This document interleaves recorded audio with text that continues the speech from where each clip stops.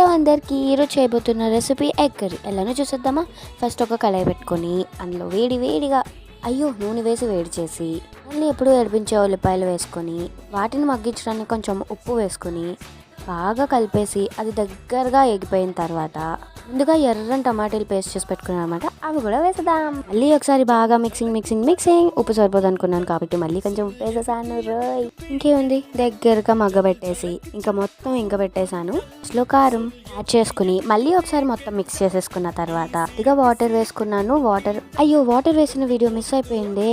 And water వేసుకున్నానా, మళ్ళీ దగ్గరికి బాగా పెట్టేసుకున్నాము. అండ్ లాస్ట్లో బాయిల్ చేసుకున్నా ఎగ్స్ వేసేసుకున్నాను. అంతే, ఎంతో yummy egg curry ready.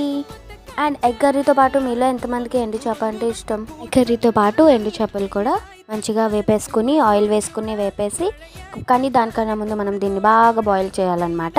Boil అయిపోయిన తర్వాత ఫ్రై చేసుకుని ఉప్పు కారం ఆయిల్ వేసుకుని బాగా మిక్స్ చేసేసుకోవాలి. అంతే, ఎండు చేపలు రెడీ. అదేంటో ఇంత బాగా చేసా కూడా మా వాళ్ళకి నచ్చలేదు. అయ్యో.